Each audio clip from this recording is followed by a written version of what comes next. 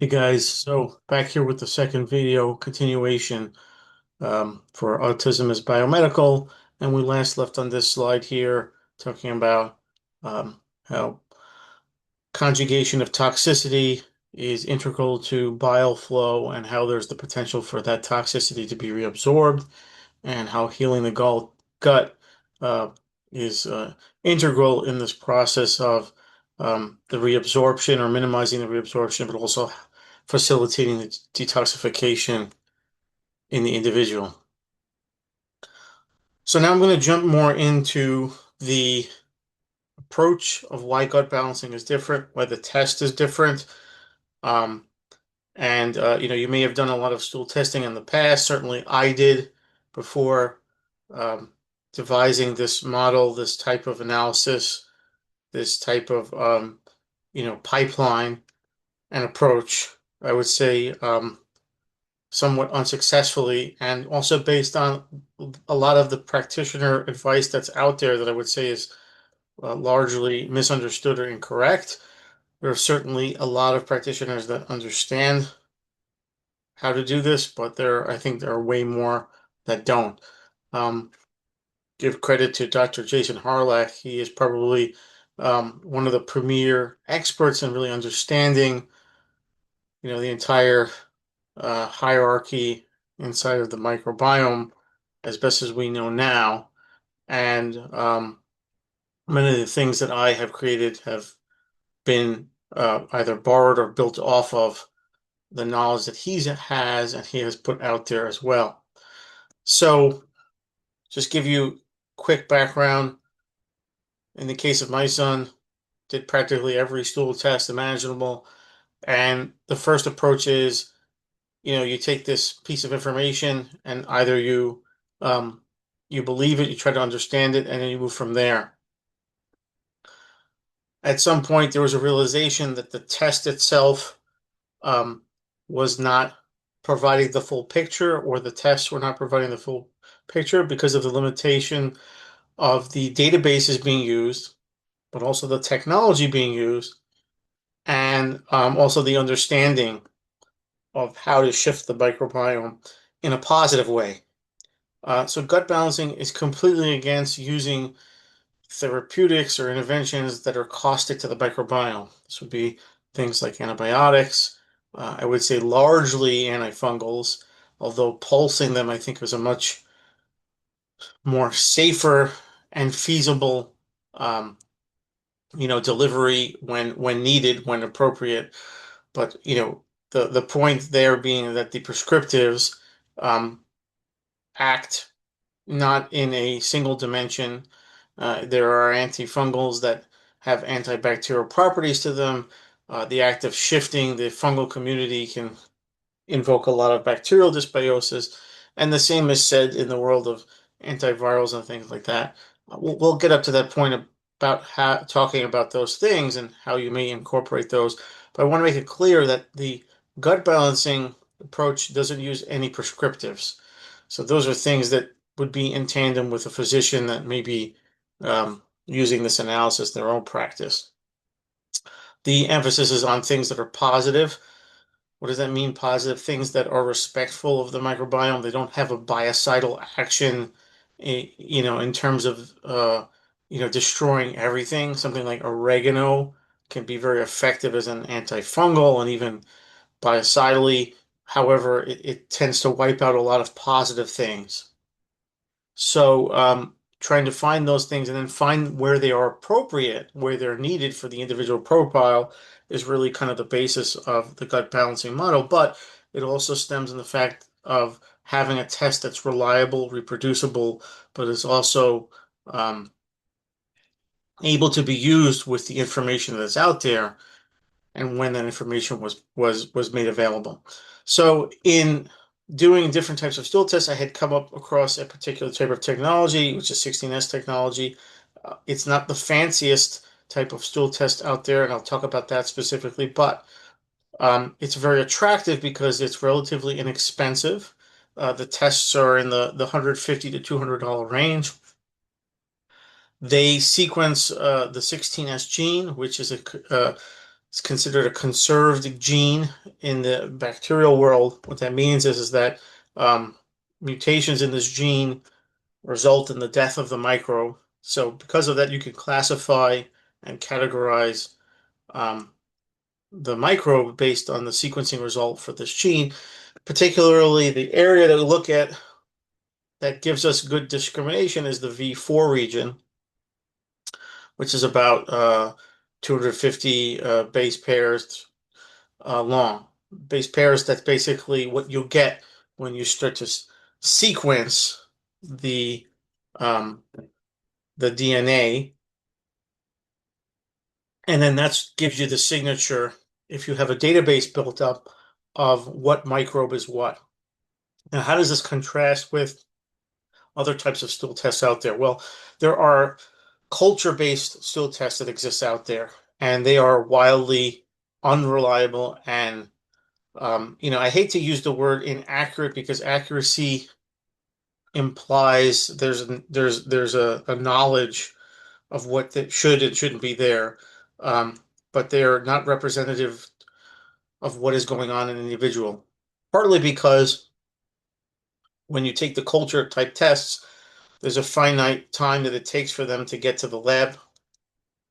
That transit time, um, or transit, period where they're being shipped is being the sample is being exposed to different types of heat, um, different durations that it's sitting there, it's festering, it's actually growing.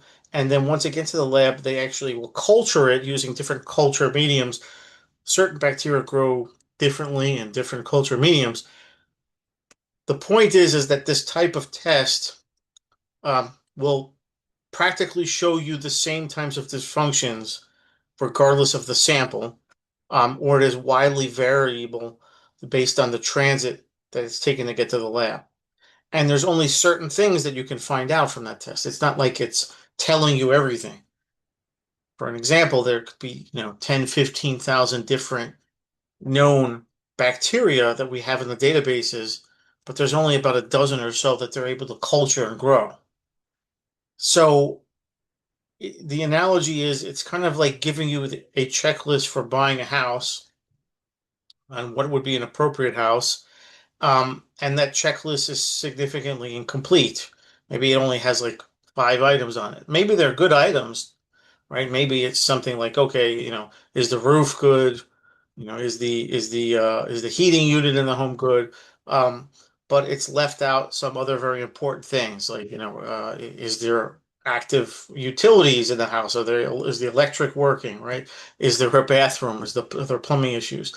So, the fact that it's not reproducible, widely, different, sending the same sample to multiple times, getting different results, combined with the fact that you're not getting a full picture, makes them, um, I would say, practically useless. The utility of them is measuring things like short chain fatty acid stool chemistries and stuff like that. Um, However, you know, I think you can get much better information by just looking at the abundances in the bacteria, which is what the 16S test does.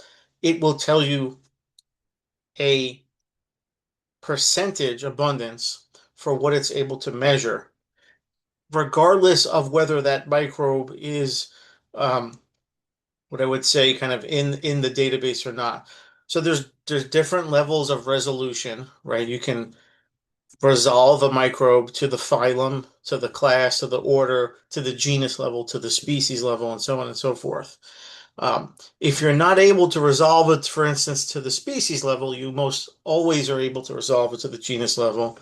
And if you can't resolve it to the genus level, one level up, you would be able to determine what that particular sequence is. So you're always looking at 100% of the pie. You're always looking at the whole picture, and you're able to say, well, 30% of this sample is made up of this particular class of bacteria, and 20% is made up of this, or 1% is made up of this species, and so on and so forth. So you can see everything. You might not be able to decode everything down to a resolution that you'd like, but you won't be throwing out data. The reason why you're not throwing out data is because the test itself, the number of base pairs, it's very easy to sequence 300 base pairs. There's a very low level of error rate. The database is very complete because 16S type testing has been used for so long. The majority of literature that's out there on the microbiome is based on 16S type testing. The um, the lengths of the regions that you're measuring are very consistent. And because you're looking at the 16S gene, you're only looking at information in the bacterial world, which we argue is a dominant component. It's the most information that we know about how to shift the microbiome. There are communities, fungal communities, and viral communities, and parasitic communities. We don't have a lot of information on those. We don't have databases that are very complete. We don't really understand the interventions therapeutically as good as we do in the bacterial world. These are just the facts. Now, there are other types of technologies out there. You may have heard of them. Things like metagenomic type testing, which boast that they're able to um, tell you the complete microbiome and even tell you the function of the genes and tell you the fungal communities, tell you the viral communities, and give you, even strain level resolution. There's some truth to these, but in terms of the practicality of them being able to use that to actually help people and clinically shift the biome, it's very limited. So I kind of first start off with like a quick analogy is like if if you're trying to, you know, traverse some kind of terrain and you don't know what the terrain is, it's better to have some kind of vehicle that's going to be able to handle different and unknown environments. If I were to, gift you something like a Lamborghini and you have to drive across the desert, it's not going to really do you good. So having what some people might think of as the better car, the more technologically advanced car, will only get you so far if you don't know what the environment that you're trying to drive across is. So if you have a vehicle that's very robust that could take on different environments, chances are it's going to be much more helpful. That's one analogy. And another analogy is that I like to use is kind of in the context of the we live in the cell phone era right now, so many people are aware of things like 3G and 4G and 5G. There was a time when most cell phones were starting out, everything was 3G, right? And there are certain technologies, cell towers that are built that have that technology that can support that network. And when some of the more advanced phones were coming out that supported 5G, which is a higher bandwidth, right, can send more information, not every cell tower could support that. So if you had a phone that only operated on 5G and you happened to visit a part of a country or an area that didn't have that technology, you'd have a phone that was very fast that wasn't be able to use practically, right? Whereas if you had a 3G phone, much more likely that you can go anywhere, it still would be usable, but it wouldn't be as fast as the 5G. In terms of practically solving the problem, which is you just trying to communicate in an area where you might not know where you might go next, the 3G gives you a much better, solution platform. With metagenomic type testing, you're sequencing the entirety of the DNA. So there's a much higher error rate that comes with that because, um, number one, you're not looking at bacteria alone. You're looking at bacteria, viruses, fungi, even human DNA, whatever the heck is in the sample. Number two, because the length of the sequence is so much longer, it's not 300 base pairs. It's hundreds of thousands, if you will, and they're all variable length. The the error rate increases, the complexity increases as well. Simplest analogy there would be the way that these sequences are read, they're kind of like scanned one at a time, like going through a conveyor belt. So if you're counting from 1 to 100 successively, you might be able to do that without slipping up. But if I ask you to count from 1 to 100,000, you might get lost along the way. 566, 567, 568, and then you forget where you are. So there are these read errors that happen. They're inevitable. And the longer the sequence is, the more likely that there's to happen. So there's some error introduced there. The other part of it is that the way the sequencing happens is that these reads are stitched together. So um, here's an analogy, right? It would be like, for instance, imagine I had taken the pages of a book, a single book, and I ripped them, I kind of tore them out, and I just threw them on the floor. And you don't know what the book is, but you know that this book exists in your library that you can compare it to, theoretically, another copy. And the task is to take these pages and put them back in the order, stitch them together using the information on the pages, put them in the right order, and then to determine what book it actually is without looking at the cover, for instance. That is the analogy of the 16S type testing. It's a single book. The book is one length, and the book is always the same length. And it's a much simpler problem than in metagenomics. Um, Maybe I should back up. Maybe at 16S, it's actually not the book. It would just be a chapter, right? In metagenomics, it's the whole book, and it's like me taking the entire library, ripping out all the pages of all of the books, throwing them on the floor. That would be representative of the bacteria, the fungi, the human DNA, the protozoa DNA, all different lengths. And then I give you the same task. Put this singular book back together and tell me what it is. It's a much more complex problem. Much more data potentially is thrown out when this data is denoised using mathematics. If it isn't able to be stitched together and to match into something in the database, or if the database is incomplete, and in the case of metagenomics, the databases are significantly more incomplete, that data just gets thrown out because there's nothing to match against, or there's an error in basically the stitching together of these sequences. So there's a higher error rate there. The databases are not as complete. Now, it's significantly more powerful for a different type of problem. Where metagenomics is much more powerful is looking at the functions of the genes, but also if you have the problem, like let's say if I was producing a probiotic and I wanted to make sure that this probiotic is pure and determine what the potency is. In that situation, what I have is I have a sample of something that I would produce. And maybe, based on my manufacturing skills, I make this probiotic. And when you're growing a probiotic, right, it's exponentially growing, but some other things get in there. It's impossible to make it perfectly pure, right? I mean, you can try to perfect these manufacturing standards, and you probably get pretty good, maybe 99.9%.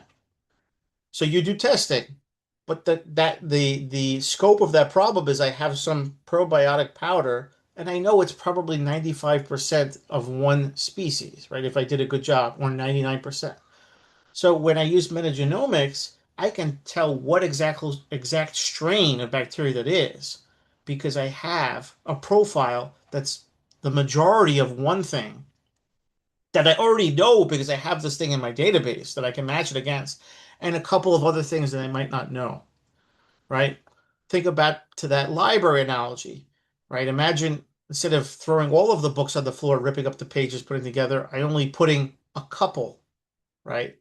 It's a much easier problem to solve because you know the majority of those pages that you pick up and you start stitching together, they're going to be from one book, even though you have many, many, many, many duplicates of them.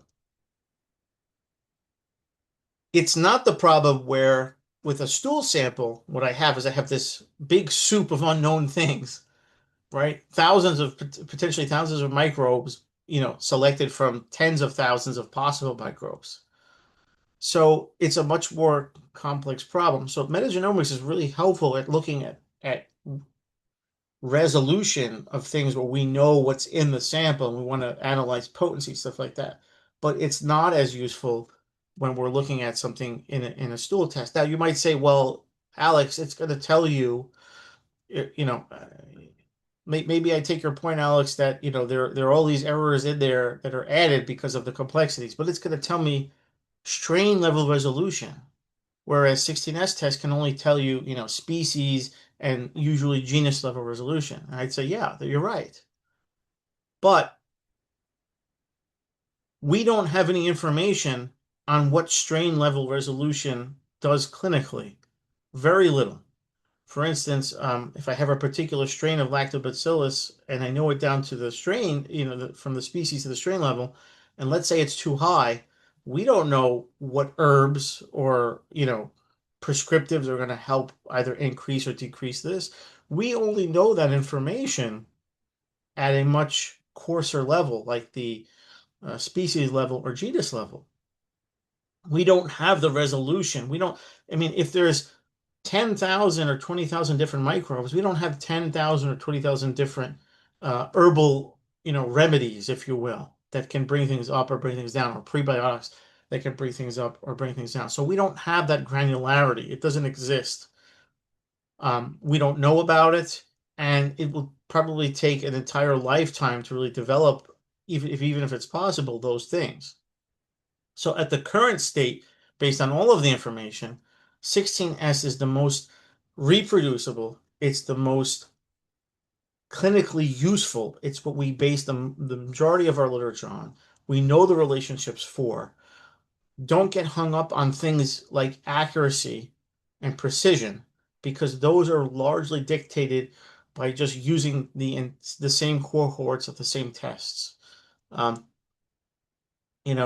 sometimes you will get um, some pushback. Some folks say, well, metagenomics is much more accurate than 16S. That's not true.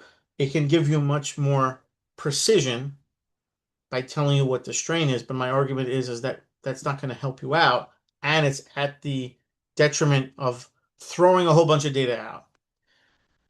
And at the same time, if your argument is for accuracy, accuracy is relative, right? As long as you're using ranges that you know that are clinically helpful in the population set that you have, whether my shoe size here is 11 in the United States or it's, 22 in a different country, it doesn't matter as long as I'm using the right shoe and I'm respecting, the rules for that shoe size and that country.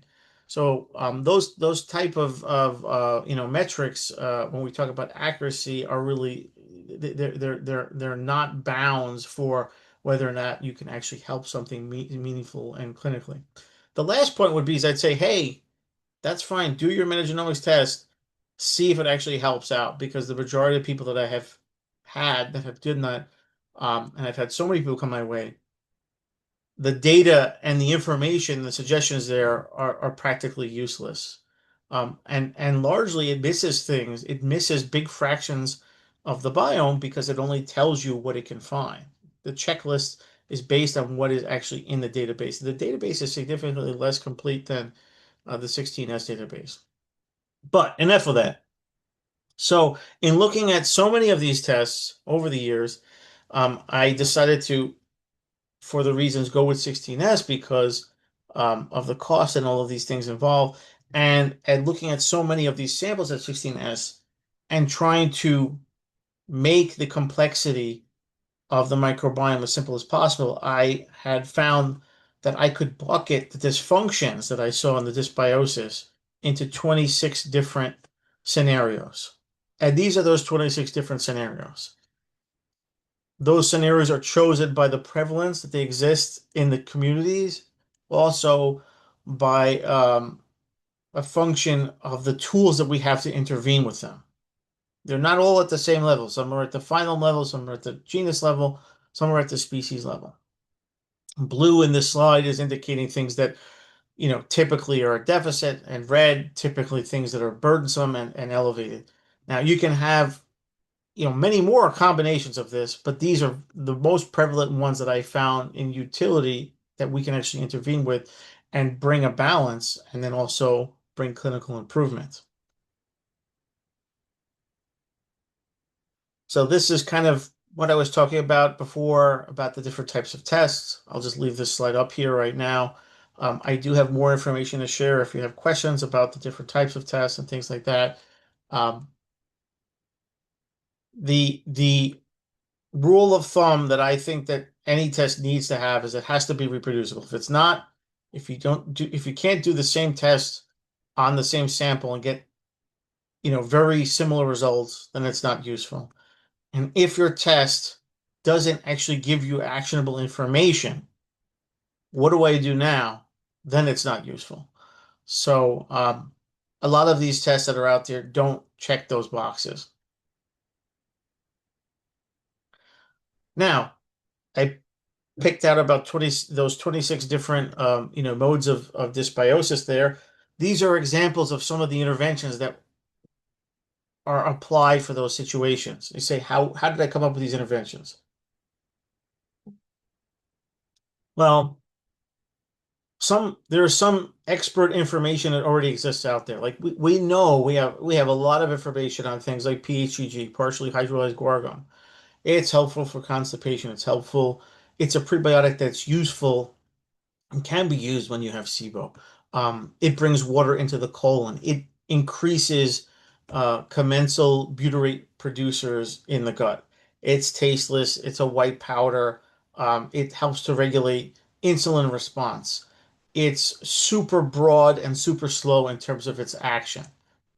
There are products out there that have a lot of literature behind them and have also expert, what I would say, practitioner experience. So when I was trying to devise how to shift the microbiome, what I did is I scanned all of the literature that was out there based on bacterial relationships. Hey, when there's someone that has very high levels of gram-negative Bacteroideia, what do you do? Or when you have deficits of Akkermansia, what do you do? Or when you have deficits of Bifidobacteria, what are the things that are helpful? Now, there are several answers to those. Some of those answers are better than others. Some of those answers involve things that are very targeted.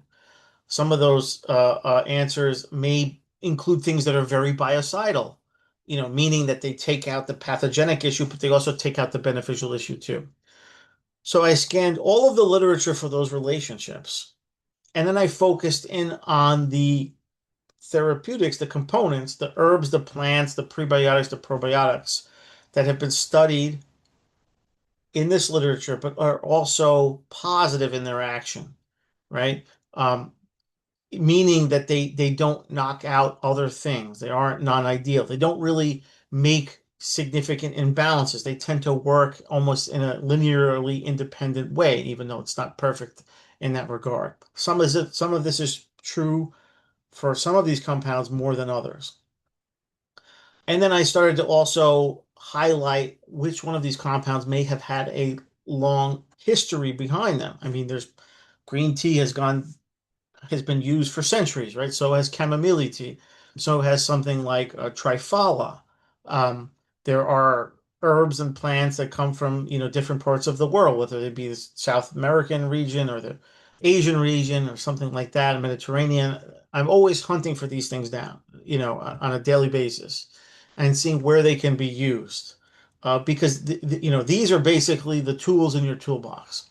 So the gut balancing model and database uses this literature with expert practitioner information. We already know these relationships are helpful, and then focuses on the things that are the most positive. And over the years, I've been able to hone in and perfect this and know by so many people participating that this is a much more successful intervention than this. And also allowing for options. Sometimes people can't take a certain thing for whatever the reason, usually taste, right? So trying to find the things that are, the least bitter when possible. So I have this list and I have a bigger list. I have multiple versions of this list, and it has been, kind of perfected over time. This is examples of certain things that are used in certain situations. because they can either increase that particular microbe or decrease that particular microbe or genus or higher level. So this is a constantly evolving set of basic matrix of information, but is slowly approaching this steady state of we have high confidence in these things being able to help people out.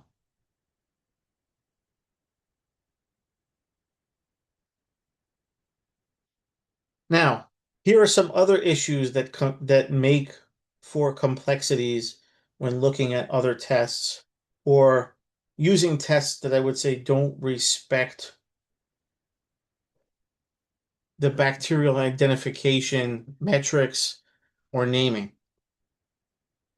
So when you're sequencing microbes, if you want to talk about their hierarchy, there's this tree that which they fall in, and you can basically classify a microbe at the class level or the order or the family or the genus, right? Um, and you can kind of think of it as like the street you live on, the city you live in, the town, the state, the country, so on and so forth. With sequencing microbes and assigning them names and these different, kind of identification groupings, that is something that is dynamic that over time starts to approach a steady state, but has changed over time. For instance, there are many microbes that were originally termed Clostridium, part of the Clostridium genus, that are no longer considered Clostridium. And depending on the literature that you're looking at, you may have found a paper looking at, Clostridium leptum from 2009, and it says, well, this particular microbe is not ideal, and here is something that could help, get rid of it. And then here we are in 2025, it's no longer considered a Clostridium leptum because it's been reallocated to a new genus based on information and better grouping. So the initial naming is somewhat kind of like naming a star, right? It's just put into a group based on some of the characteristics, but then over time, as it's studied, there's a consensus and there is an appropriate grouping that's applied.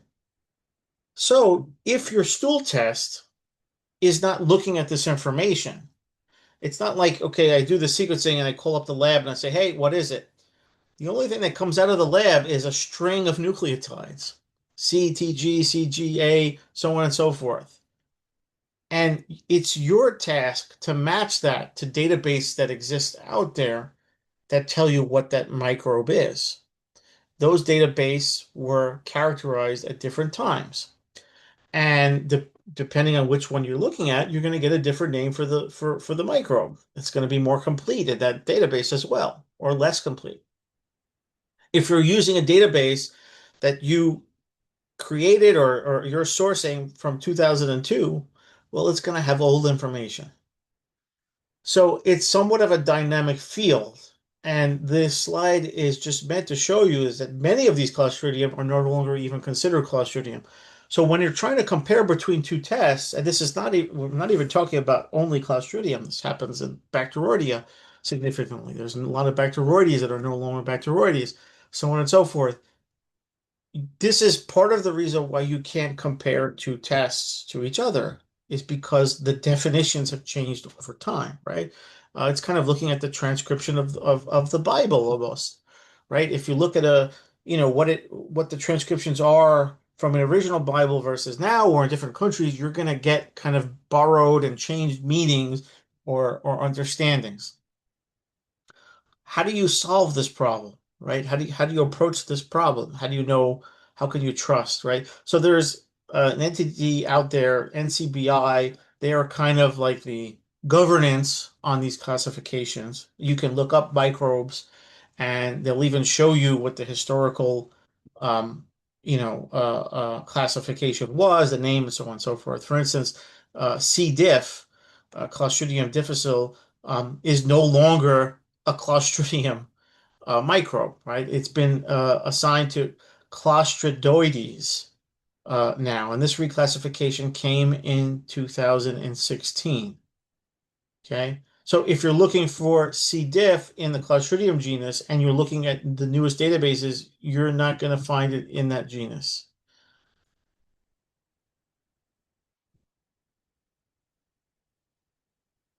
Another thing to consider is that sometimes tests are really not using the appropriate names for things. There's an infamous test out there called the organic acid test, um, from Great Plains Lab. When I used to do it, now it's called Mosaic. And they have this section there where they are telling you about Clostridia markers, right? First of all, we have to understand that Clostridia, if you're talking about the phylogenetic tree, is a class of bacteria, right? They probably meant to say Clostridium in this section, not Clostridia. And there's a reason there, because if we're talking about Clostridia, a healthy person has typically half of their microbiome is made up of Clostridia. It's a much higher order in the bacterial kingdom than what people think. Whereas Clostridium, takes anywhere from like 0.3 to 0.7%, even less of the microbiome. So there's a big difference between 50% and less than a percent.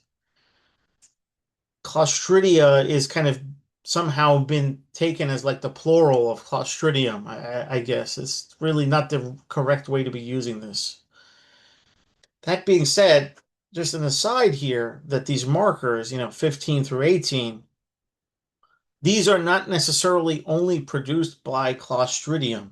There are many bacteria outside of that genus that can produce these metabolites as well. They might happen to be some of the more significant ones, but it doesn't definitively say that if you test positive for this or high, that you have that particular bacterial issue. It could be a different one.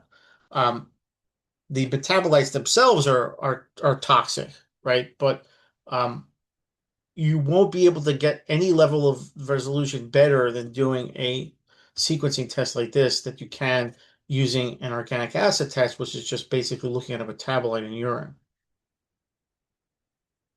So here's an example, right? Clostridia is actually a class, right? Typically, people have it about half of the biome, but Clostridium, which is not all bad, but houses some bad things, takes a much significant less percentage abundance of the microbiome. And then what I've also illustrated on the previous slides is that many of the Clostridium that were previously characterized are not even called that anymore. They've been changed to different genuses. So if you're only looking for that genus in your sequence, right, you're not going to be able to figure out if you have those other things. So I'm going to skip ahead one slide and come back. The pipeline that I designed for this particular type of test, the way to kind of take in all of this information, because this is a challenging problem to solve, it leverages actually 5 databases. And those databases span different points in time, right? With that type of approach, you can not only look at historical values and ranges that you may have come up with in 2005 and understanding them, but also, and all of the literature, but also expand to newer databases simultaneously. So if you're pinging multiple databases at the same time, you can see the evolution of a microbe, how it may be changing its name over time, and kind of borrow on that clinical judgment to really get an idea of what's going on. So for instance, in this particular page, which is included in this, the microbiome analysis, um, you can see over here, we have multiple different databases. The percentage that it's actually matching the final NCBI blast hit. And then we can see that this microbe is showing up as Bacteroides. Green G's 2 is coming up as Foci cola, Bacteroides, and then Foci cola. And lo and behold, if you look at this microbe, it actually has been reallocated from a Bacteroides vulgaris to a foci collovirus. Well, why is that? Why is that important? Well, because if I'm only looking at Bacteroides and your levels are, 15%, I might say, okay, well, that's pretty reasonable. But if I look at the amount of foci cola that you have too, or historically looked at Bacteroides, it might be at 60%. I had somebody the other day where their Bacteroidea, which is a much higher phylum, was at 80%. And it's because Phocaecola vulgaris was taking up like 60% of the microbiome. So unless you're using this information and you understand this, you can miss big critical pieces to why somebody might have a lot of imbalance or dysbiosis in the gut. The point is that just because you can test for something and it tells you that it's red or green doesn't mean that you understand the limitations of that test. And it's not as exact as you think it is. It can be very exact, but the tool that you're using is only good as the understanding that you have on the limitations of that test. That's true for anything. Um, Going to back up to the two slides that I did skip over. Um, Yeah, this is actually that case that I was telling you about there. So this individual, their Bacteroideia is coming up at, nearly 80% of the microbiome. This is an example of one of the pages from the report. But the Bacteroideia is only about 20%. It's really not that bad. Um, because 60% is actually in this newer allocated genus. And you may miss this otherwise. In this particular individual, they have a whole, I mean, there's a huge imbalance. There's practically no Faecalibacterium. There's practically no Akkermansia. There's practically no Bifidobacterium. Lactobacillus is typically low, in general, but it would just take up a large fraction of the microbiome. But this person has a lot of gram-negative microbes in here. So, what would be helpful? There's tools that can help bring those things down. Green tea extract is really helpful. Lactulose is another unsung hero in the prebiotic world, but also helps bring down these gram-negative microbes. This person, you can see, this is kind of the Clostridium, pseudo-Clostridium section. These are microbes that were formerly termed Clostridium. They have practically no Clostridium, but they have a good deal of Enterocloster, which is a pseudoclostridium. But it's only taking up 1% of the microbiome. A lot of these tests out there have been designed to really hone in on these pathogenic things. But, if you think of that imbalance there, 80% in Bacteroideia and then 1% in Enterocloster, I'm going to get more bang for my buck in trying to shift those 80% gram-negative microbes down. Not to say that I won't get benefits from both, but that's a much bigger problem from my perspective. There's also some Mediterranean here. That's another genus that has had a lot of reclassifications. Things like Ruminococcus navis and Ruminococcus torix are now in the Mediterranean genus. Those things have been associated with IBS and IBD. And moral of the story is that the easiest way to kind of fool people is to change the names on things. And there's a lot of things that have changed their name and their, host specification in the sequencing world. So this is a screenshot of the website there. If you click on that second link, autismisbiomedical.com, and you go to, I think it's the gut balancing description, you can see a whole bunch of these links here. You can click on the link that says, here's the data that we're submitting for publication for the paper, which has these 67 participants over the past 6 months, the year end effectively of 2025. If you want to take a look at that and read it on your own time, there's a lot of information there. There's also a whole bunch of other links there as well. So I'm going to pause here because this is the part where I'm going to jump into the paper and the results and the description of what we did, break it up into a third video.